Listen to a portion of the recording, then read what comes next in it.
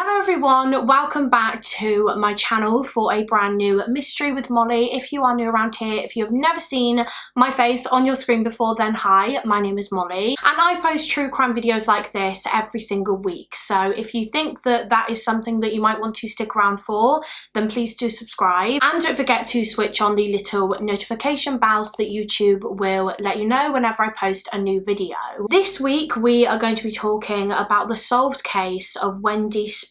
She was a woman living in the north of England and she had a very normal and quiet life. But in the mid-90s, Wendy was horrifically murdered by a killer who seemed to have a fetish for shoes, which played a big part in this homicide. As soon as Wendy's body was found, the police hunt was on to find the man responsible, but it would be a number of years before he was identified. And to this day, Wendy's family are working so hard to keep this man behind bars where he belongs.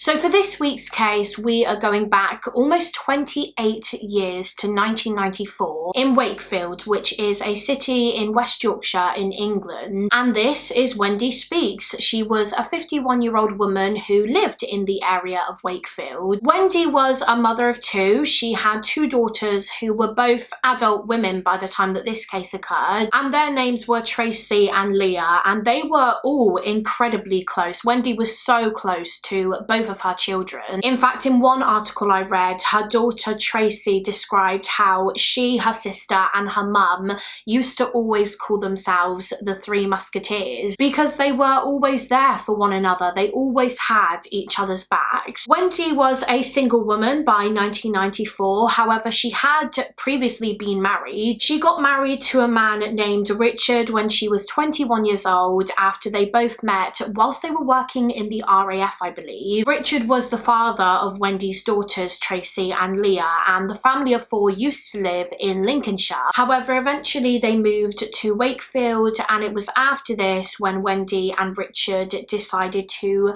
separate and get a divorce. So Richard moved out, which meant that it was just Wendy and her two girls living at home, and they made it work. As I said, they were like the Three Musketeers, and Wendy was such a wonderful mum. She was described by her daughter Tracey as being very loving and kind and caring, and she was the kind of person that just got along with everybody. She never had any problems with anyone, and everyone that knew Wendy just thought so highly of her. Wendy was also a very hard worker. She had a job working as a receptionist at a firm in a town called Ossett, which is very close to Wakefield. It's less than 4 miles away, and I believe she occasionally did a couple of shifts at the local pub as well. She was working so hard to put money away and save for when she eventually retired. Wendy Spees just had a very normal life. She had quite a quiet life actually, because she was living on her own by this point. Her two daughters had grown up and moved out, and so it was just her living in a house on Balne Lane in Wakefield. But she still kept in contact with her daughters all the time and saw them very regularly, and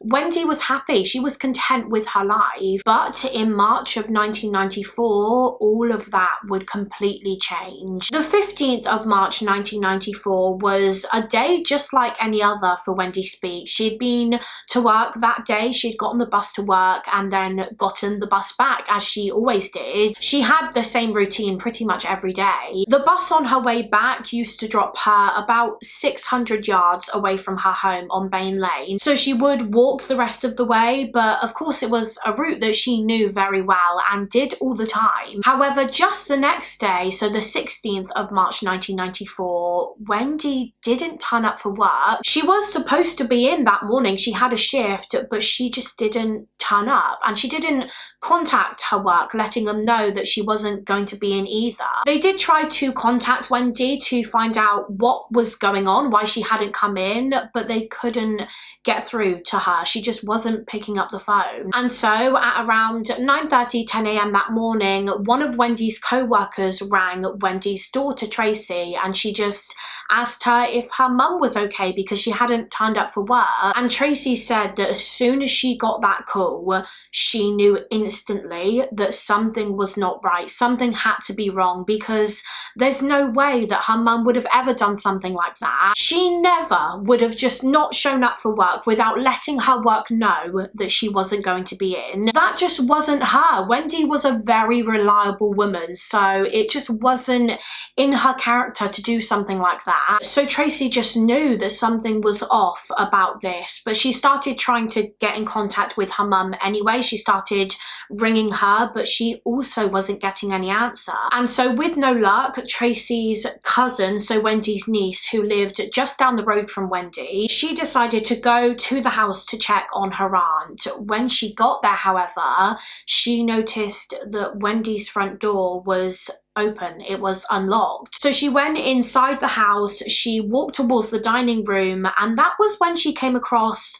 a load of shoes on the floor. I believe Wendy had a little storage cupboard downstairs near the bottom of her staircase where she would keep her shoes, and it looked as though it had been empty. Someone had taken all of her shoes out of the cupboard and just left them on the floor, which again was so not like Wendy. She was actually a very clean and tidy woman, so this seemed really strange. And I think it was at this point that Wendy's niece got a really bad feeling. There was just something so off about this situation, and so she didn't feel right searching the rest of the house. She didn't feel right having a look upstairs. She did shout Wendy's name. She shouted Auntie Wendy, but there was no response, and so she stepped out of the house and she contacted the police. And when the police arrived at the house and they went upstairs, in one of the upstairs bedrooms they discovered the dead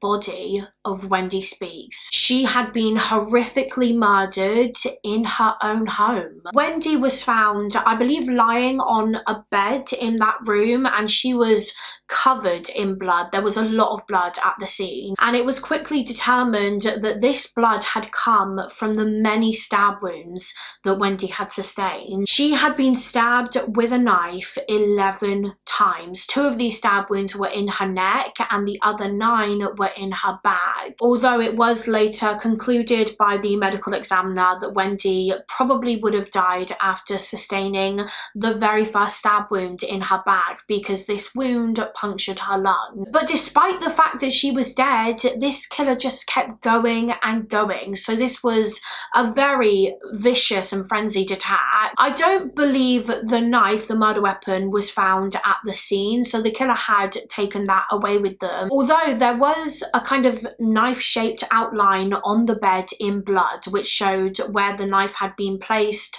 momentarily during the murder. Wendy's bottom half was exposed when she was found. Her underwear and the tights that she was wearing had been pulled down, and she had been raped by her attacker. So this crime was clearly sexually motivated. Also at the scene, the police found a pair of stockings, and these stockings had been tied at the bottom, so there were like loopholes. I'll put a picture on screen so that you can see, but it's believed that these loopholes were probably for Wendy's hands. The killer tied them around her wrists so that they could pull her around, and so she wouldn't be able to escape and free herself. Although what's interesting is that these stockings didn't actually belong to Wendy, and the police knew this because also at the scene they found the packet that the stockings had been sold in. So it seemed as though the killer literally purchased these stockings and then brought them to the scene, intending to use them to bound Wendy with. So the rape and murder of Wendy Spees was clearly planned. This was a premeditated attack. Now, when Wendy's body was discovered, the police also noticed that she was wearing a pair of high heel shoes, these blue high heel shoes, which again, just like the stockings, didn't actually belong to Wendy. It seemed as though the killer had had brought these shoes to the home and he forced Wendy to wear them for some reason. There was also another pair of high heel shoes on the bedside table next to Wendy's body. And if you remember a few minutes ago, we talked about how when Wendy's niece went into the property, she noticed that Wendy's shoe cupboard looked as though it had almost been ransacked. All of her shoes had been taken out of the cupboard and just left on the floor. So it was following all of this that the police believed this was a killer that probably had a shoe fetish. He had some kind of obsession with shoes. He probably had some kind of sick sexual fantasy in which he raped and murdered a woman while she was wearing some high heels, and he wanted to turn that fantasy into a reality. So he brought some high heels to the crime scene and he forced Wendy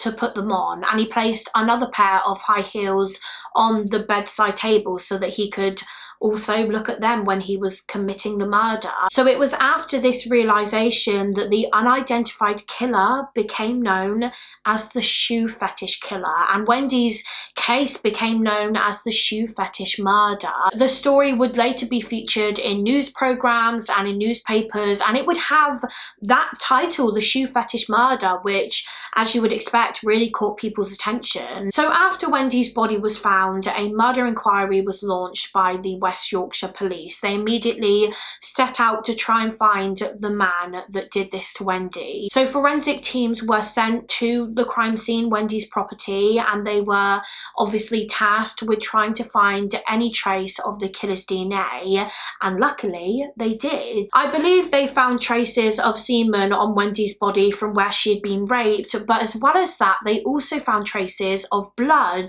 on the inside of the front door, and this blood wasn't a match to Wendy's blood. So this was probably the killer's. Maybe he was injured or he accidentally cut himself with the knife during the attack. According to one source, they also found traces of, again, what they believed was the killer's blood on Wendy's bed and on her clothing. And additionally, the forensic team also discovered a partial fingerprint on the front door handle, again on the inside. This was the killer's fingerprint. Now, back in 1994, the DNA database in England hadn't been created yet, so unfortunately I don't believe the police could really do anything with the semen and the blood evidence at this moment in time, but they could use the partial fingerprint that they found to search through the police and criminal computer systems that they had at the time to see if there was a match there, to see if the killer's fingerprint had ever been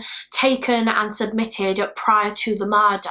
But sadly they had no luck. At the time there was no match to the fingerprint, although this fingerprint did confirm to the police that the killer was probably a complete stranger to Wendy, because I believe the print was compared to all of the men that she knew in her life and none of them were a match. So this attack wasn't personal. Wendy was clearly picked at random and killed by someone that she didn't even know. Now, several police officers were drafted in to work on this case, and one of the first things they did in the investigation was conduct door-to-door inquiries. They wanted to speak to literally everyone in the local area, all of Wendy's neighbours, to see if they had any information. Maybe they even saw the man that went into Wendy's house, and they quickly received some information from a man who worked for a company, and this company's premises was just opposite Wendy's home, so all of the workers there could see her front door. Well, one of the employees of this company said that sometime around 5:40 p.m. and 6:40 p.m, he couldn't recall the exact time, but he said sometime around then on the 15th of March 1994, so the evening before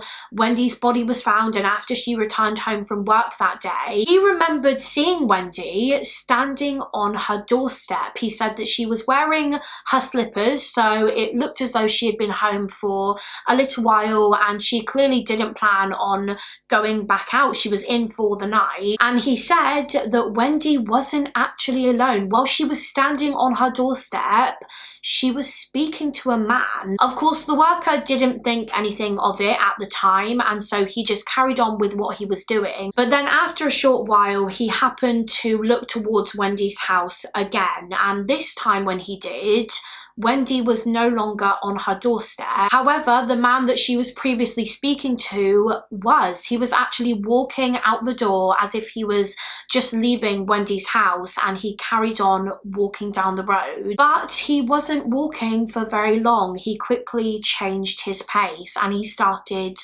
running, literally sprinting down the road. Again, the worker who witnessed this had no reason to think much of it at the time, but after he heard about Wendy's murder, which happened that night, he thought that he better inform the police, because maybe that man he saw was the killer and he was running away from the crime scene after having just raped and murdered Wendy. The worker who saw this man described him as being aged somewhere between 35 to 40. He had a medium build. He was probably around 5'7" to 5'9" in height. He was white and he was bald on the top of his head. His hair was thinning, and he said that he was wearing a pair of jeans and a grey jacket. So the day after Wendy's body was found, the West Yorkshire Police held a press conference in which they released details about the suspect's appearance based on the information that the worker gave, and they urged anyone who knew anything about this crime to come forward. And it was following this press conference that they did receive some very interesting information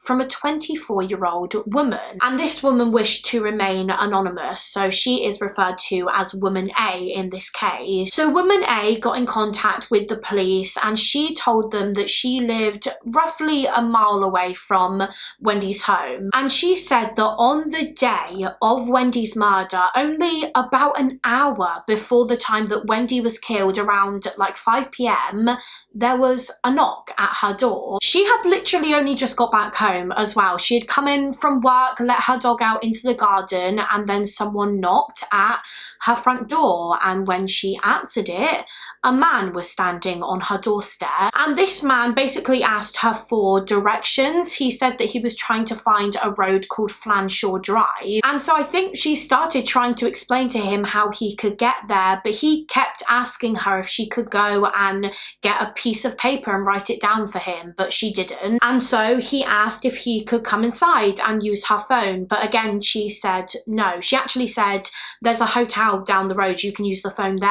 And this man responded to this saying, oh no, it's shut, it's not open yet. And it was as soon as he said that this woman just knew that this man on her doorstep didn't have good intentions, because this hotel, which was also a pub I believe, was never shut. It was open all day every day, especially around like 5 p.m, because that's when people are finishing work and heading to the pub for a drink. So she realized at this point that something wasn't right about this guy. It seemed as though he was really trying to get into her house. He asked if he could come in and use the phone. He asked if she could go inside and get a piece of paper to write down directions. And she actually said that she felt as though any second now he was going to push her back in the house. And so she just slammed the door in his face and she locked it. And after she heard about the murder of Wendy Spees, which happened just down the road from her about an hour later, she knew that she had to tell the police about what had happened, because perhaps this man was Wendy's killer and Wendy wasn't actually his first target. This woman A was, but of course she shut the door on him before he could do anything, and so he tried Wendy's house instead. So it was after they received this information that the police pieced together what probably happened to Wendy, how her killer got into her home. He knocked on her door, asked her for directions, maybe asked if he could come in and use her phone, and she either let him inside or he forced his way in. Woman A was able to give a description of the man who knocked on her door, and it was very, very similar to the description that the worker gave, the worker who saw Wendy talking to a man on her doorstep and who he later saw leaving Wendy's home and running down the road. And using these descriptions, the police created a composite sketch of their now main suspect, and this image was released to the media and the public. They were desperately hoping that someone would recognize this man and come forward with his identity. Unfortunately, it seems as though no one came forward with a name, but over the coming weeks, a couple of women came forward informing the police that they had a similar encounter as Woman A, where a man, a stranger, had knocked on their front door trying to get into their home. There was one woman named Brenda Akett who said that about 2 months before Wendy was murdered, a man matching the description of Wendy's killer knocked on her front door asking for directions, and he asked if he could come inside and use her phone because he needed to ring his father. So Brenda let him, she invited him in, she let him use her phone, and he started speaking to his dad, or at least she thought he was at first. He had the phone up to his ear and he was saying like, "Hi Dad." However, Brenda actually heard the dialing tone, so he wasn't on the phone to anyone. He was pretending to be on the phone. And so suddenly Brenda was very scared and anxious, and she quickly grabbed a broom and started shouting at him, telling him to get out of her house. And thankfully the man did. I think Brenda shouting probably spooked him. He was worried that some neighbours might hear, and so he ran out of the house and he fled. Now, just as a side note, Brenda actually used to work in a charity shop, and it turns out that the shoes Wendy Spees was wearing when her body was found, those blue high heels that the killer brought to the scene with him, they were purchased from a charity shop. I don't know if it was the same charity shop that Brenda worked in, but it may have been, or it could have even been one of the other charity shops around Brenda's charity shop. I believe her charity shop was in like a town centre, so there were probably a load of other charity shops around, and this suggested to the police that he had probably been stalking Brenda before he tried to attack her. He had been watching her at work, and then one day he followed her home, and he probably did the same with Wendy Spees. He stalked her for a while before the murder because he would have needed to figure out her routine, like what time she got home in the evenings and whether she lived with anyone, etc. Of course, the police couldn't 100% confirm that the man that was in Brenda's house was the same man that killed Wendy, but it is likely that it was, and that just shows you how long he had been planning to kill someone. He had been plotting murder for at least 2 months before Wendy's death, and another woman that came forward to the police provided information that indicated that the killer may have been planning to kill again even after Wendy. This woman was named Melanie Jayne. She also lived in Wakefield, and she said that one day, about 2 weeks after Wendy was murdered, a man knocked at her door, and when she opened it, he asked for directions to a specific address. And Melanie noticed that whilst he was asking her, he wasn't actually looking at her face. He was kind of looking around her and behind her. It seemed as though he was trying to see whether anyone else was in the house with Melanie or if she was alone. She also noticed that he kept getting closer and closer to her, closer and closer to being inside the house. And as he was asking her for directions, he had a piece of paper in his hand, which he looked down at a lot, as if the address he was trying to find was on this paper. However, at one point, Melanie got a glimpse of the paper and it was completely blank. it was a plain piece of paper. Nothing was written on it. And as soon as she realised that, she just closed the door and this man ran off. But this man matched the description that previous witnesses had given. So the police believed that it was the same man. This was Wendy's killer. But again, this couldn't be 100% confirmed. In an attempt to identify Wendy's murderer, the police began looking through their records of sex offenders and men with just a violent background, a violent history that lived near Wendy's home, just in case any of them were responsible. But unfortunately, they could never link any of these men to the crime. The West Yorkshire police were doing everything they possibly could to catch this man and get him off the streets because they were so scared that he would kill again. But they were really finding it difficult, even though they had quite a lot of evidence in this case. As we know, they had multiple witness statements. They had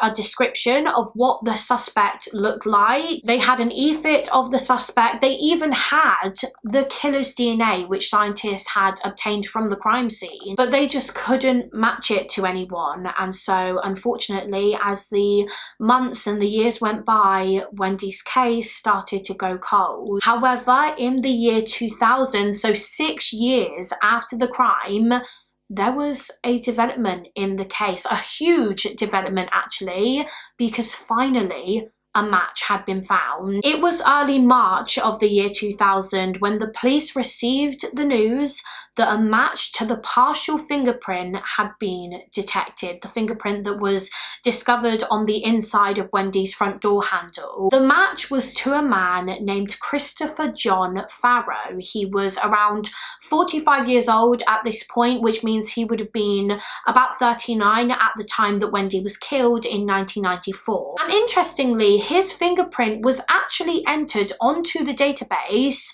in 1996, so 4 years before it flagged up as a match. But from what I can gather, the reason it took so long for the match to be detected in the Fingerprint Bureau was simply because, well, firstly, this was the 90s when DNA and forensic technology still wasn't that great, definitely not as good and advanced and speedy as it is now. And also, I believe because the fingerprint that was found on Wendy's door handle was just a partial fingerprint, it wasn't a full fingerprint. Each time the police ran it through the system, it just failed to pick it up for some reason and match it to Christopher Farrow's print, which was very lucky for him. But his luck ran out in March of 2000 because when they ran it through again, this time it did come up. In fact, Christopher Farrow's name was at the very top of the list of people that the partial print may have been a match to. As I said, Farrow's prints were entered onto the system in 1996, and the reason for this was because he was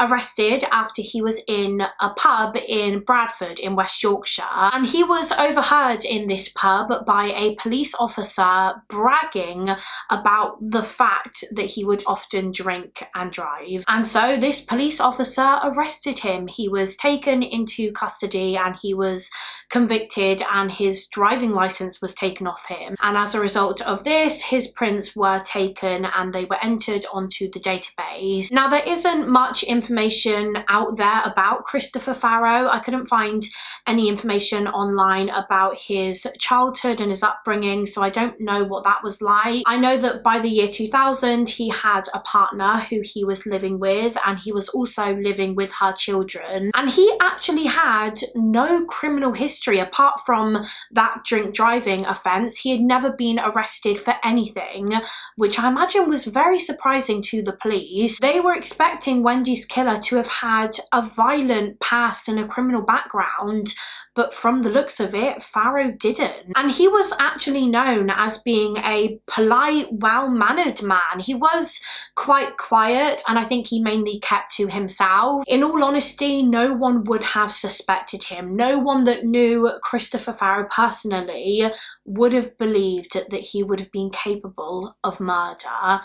but clearly he was. So when the detectives received the news in the year 2000 that Christopher Farrow had come up as a match to the partial fingerprint that was found on Wendy's door handle, they obviously wanted to find him immediately. Although this would prove to be difficult because it seemed as though after his conviction for the drunk driving offence 4 years earlier, he just went completely under the radar. They really struggled to find an address for him because apparently he didn't renew his driving license and he had no passport. His old passport had expired. So it was hard to pin him down and work out his location, but eventually the police were able to find him. They were able to find out where he worked. He worked as a painter and a decorator, but he also worked for a printing company in Leeds, which is where he was living at this moment in time. And Leeds isn't far at all from Wakefield. It's about a 25-minute drive away. So as soon as they had this information, they had his address, the police went straight to Leeds to apprehend him. They didn't arrest him straight away. I think they put him under surveillance and they just watched him for a little while so that they could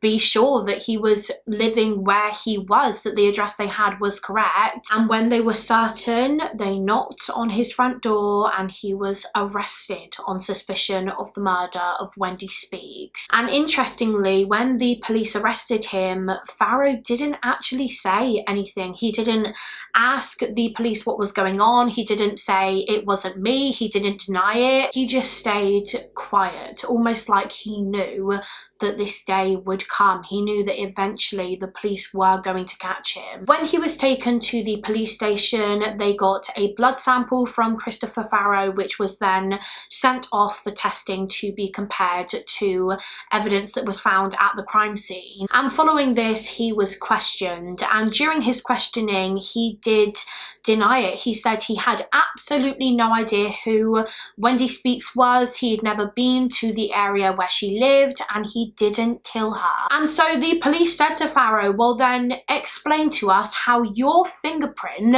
was on Wendy's front door handle, on the inside of the door as well, not on the outside, on the inside. And from what I can gather, he didn't really have an answer for this. He obviously couldn't explain that, and so I think he just stayed very quiet, but he was still maintaining his innocence. He said that he was not responsible. However, it was shortly after this that the detectives interviewing him got a call from the scientist that had been conducting tests on Farrow's blood sample. They were comparing his blood to the traces of the killer's blood that were found at the scene in Wendy's home. If you recall earlier, we talked about how the killer's blood was found on Wendy's bed, on her clothing, and also on her front door, just like the partial fingerprint. And when tested, it was found that Christopher Farrow's blood belonged to the same blood group as the killer's, and I believe it was a pretty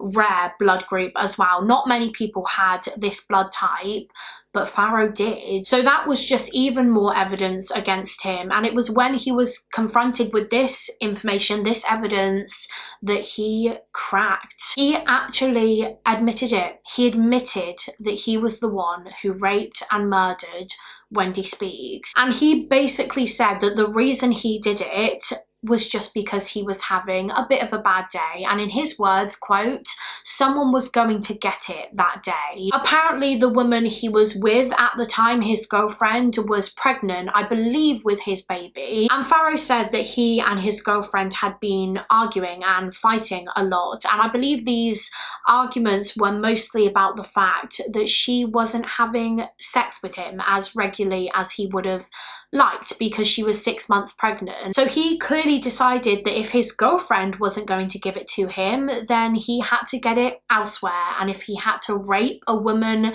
to get it, then so be it. And it turns out that that woman was Wendy Spees. Christopher Farrow said that he went to Wakefield that day, he knocked on Wendy's door, he pushed her inside, and he took her to the upstairs bedroom where he sexually assaulted her. As we know, the killer had had a shoe fetish, so Farrow brought a pair of high heel shoes with him that day, which he forced Wendy to wear, and he also clearly went through her shoe cupboard. And then after he raped her, Farrow said that he was literally about to leave, but then he thought that he should probably kill Wendy, otherwise she would be able to identify him because she had seen his face. And so he did just that. He murdered her. He stabbed her to death with the knife. But he told the police that he didn't go to her house intending to kill her. He just intended to rape her, but of course he changed his mind. And these are his words again. He said to the police, quote, "I'm a rapist who killed. I'm not a murderer who raped." Following his confession, Christopher Farrow was charged with Wendy's murder,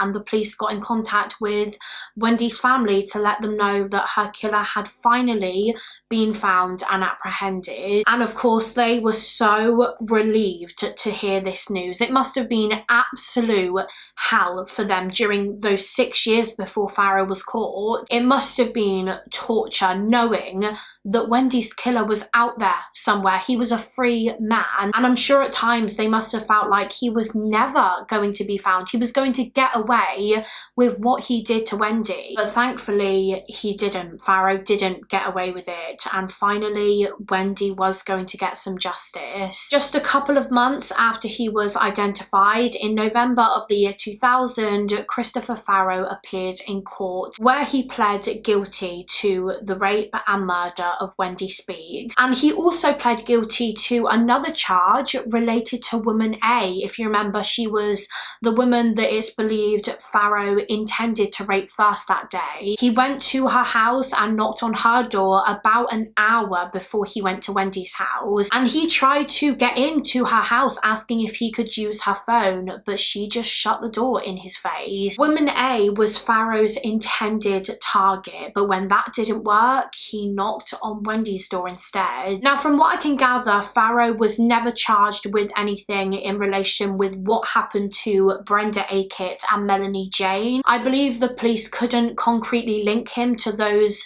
two cases because they happened 2 months before Wendy's murder and 2 weeks after, and he denied being responsible for those anyway. He said that it wasn't him that knocked on their doors, even though the majority of people believed that it was. But the police could link him to woman A because that happened just a mile away from where Wendy lived, about an hour before she was murdered. So he was charged with burglary with intent to rape in relation to woman A. And I think initially he denied it, but in the end, when it came to his court proceedings, he just decided to plead guilty to that charge too. So because he pled guilty to all of these charges, that meant that there didn't have to be a trial. All that was left was for Farrow to be sentenced. The judge sentenced him to 4 years in prison for the charge relating to woman A, and then for the murder of Wendy Spees, he was sentenced to life imprisonment with a minimum of 18 years. He was also given an additional 18 years for raping Wendy and another 18 years on top of that for another sexual assault charge, again related to Wendy Spees. So you may be thinking, okay, that's great. In total, that's 58 years. So he'll never be released. He'll die in prison. However, the judge decided that all of these sentences Farrow received would actually run concurrently. So that means that instead of him serving 18 years for the murder of Wendy, then 18 years for the rape, then another 18 years for the other sexual assault, then the 4 years for the attack on woman A, instead of that, all of his sentences would run at the same time. So really, he would only serve 18 years. Well, that was his minimum sentence. As we know, his punishment for murder was life in prison with a minimum of 18 years. So that doesn't necessarily mean that he will be let out after he served those 18 years. He will be put before a parole board first. But as I'm sure you can imagine, Wendy's family were very disappointed with the sentence. They just felt like 18 years was nowhere near long enough for what he did to Wendy, and they felt that if he was let out in 18 years, he could do it again. He could rape and kill another woman. And obviously it has been 18 years now since Farrow was sentenced. He was sentenced in late 2000, so he was put before the parole board in 2018. They had to determine whether or not he was going to remain in prison or whether he would be released on parole. And at the end of his parole hearing, it was decided that for the time being, Farrow would be sent to stay in a Category D prison, or an open prison. Now, an open prison, for those of you who don't know, is where the prisoners aren't really prisoners, to be honest, anymore. They're given a lot more freedom than people in other prisons. They aren't locked in their cells, I don't believe. There's a lot less security. Category D prisoners are allowed to go out. They're allowed to leave the prison to work, so they're allowed to go and get a job. Inmates in an open prison are kind of trusted to complete their sentences without having to be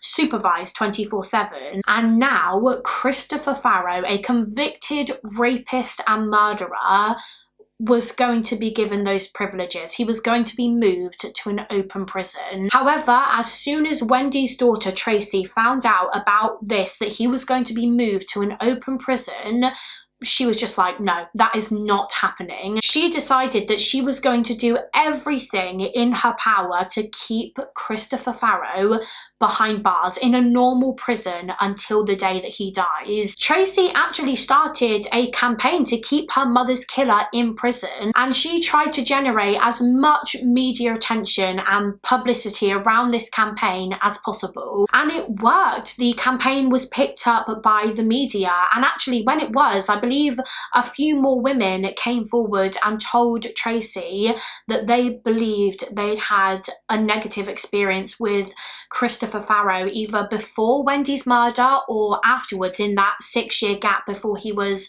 identified through DNA. And due to Tracey's hard work, due to her campaign, the decision to move Farrow to an open prison was revoked, and he was denied parole. For the time being, he was going to be kept in a normal prison. And then 2 years later, in 2020, when he came up for parole again, it was denied. He was still not going to be let out. I believe Christopher Farrow will come up for parole every 2 years from now on, so I think he will be put before the parole board again later this year. But Tracey refuses to give up. She has said that she will keep fighting to keep her mum's killer in prison. I've actually got a quote from Tracey here. She said, "I will continue to be strong and fight for justice for my mum, and continue my campaign for Christopher Farrow to remain in prison until he dies. Only then will I get closure from this living nightmare." She also said, quote, "It is not an easy process to endure, but I am my mother's daughter and I will not